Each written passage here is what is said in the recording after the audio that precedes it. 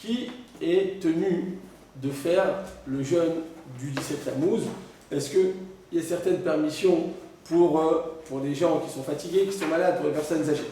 Alors la halakha nous dit clairement, en réalité, eh bien, toute personne est tenue d'accomplir et de prendre sur lui les 4 jeûnes des Rabbanan, et le 5e, c'est le jeûne de Kippour qui est une mise à de la Torah, bien entendu, donc ça, tout le monde est obligé de le faire. Mais même les 4 autres jeûnes, eh bien, la halakha nous dit clairement qu'on est tous tenus d'accomplir cette mitzvah. On ne peut pas dire, bon, bah, c'est trop dur pour moi. Il y a écrit, tout celui qui transgresse eh bien, la parole et qui transgresse, eh bien, en réalité, ce que les Chachamim ont instauré, eh bien, il y a une nachashenu nachash, c'est-à-dire qu'il sera, chas shalom, mordu par un serpent. Même les Talmidei Chachamim ont l'obligation de faire ce jeûne, même s'ils vont moins bien étudier, eh bien, ça fait partie de l'obligation de la halakha. Enfin, une femme enceinte ou une personne qui allait, eh bien, elles ne devront pas faire le jeûne.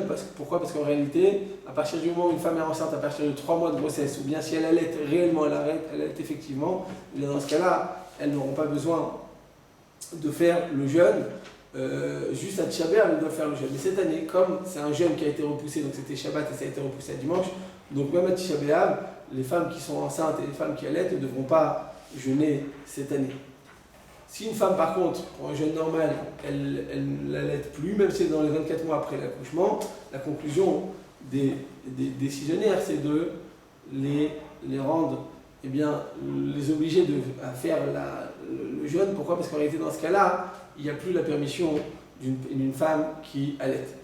Une personne âgée qui est extrêmement fatiguée, qui est très âgée, d'accord, donc il a passé 80, 90, 100 ans, bien à ce moment-là, si le médecin pense que le fait de jeûner sera dangereux, eh bien pour ces jeunes, il n'aura pas besoin de jeûner parce qu'en réalité, ça ne fait pas partie de l'obligation. Et même pour les petits-enfants, eh bien les petits-enfants n'auront pas besoin de jeûner. Pourquoi? Parce qu'en réalité, il n'y a pas d'in chinour, il n'y a pas d'obligation d'enseigner à nos enfants, d'inculquer à nos enfants l'obligation de jeûner. Pourquoi? Parce que tout le jeûne, c'est à cause eh bien, de la destruction du Beth Amikdash, et nous, on n'a pas envie d'inculquer à nos enfants, eh bien, on n'a pas envie de les éduquer dans ce sens, de se rappeler la destruction. On n'a pas envie qu'ils rappellent la destruction. Nous, on espère tous les jours que Mashiach reviendra et que le Beth Amikdash sera reconstruit. Donc, on n'a pas d'obligation d'enseigner aux enfants, eh bien, l'obligation de faire un jeûne. C'est pas comme à Kippour. À Kippour, eh bien, un enfant, plus il aura de la force, plus on lui demandera de faire plus d'heures de jeûne. Ça s'appelle Ta'anit Sharot,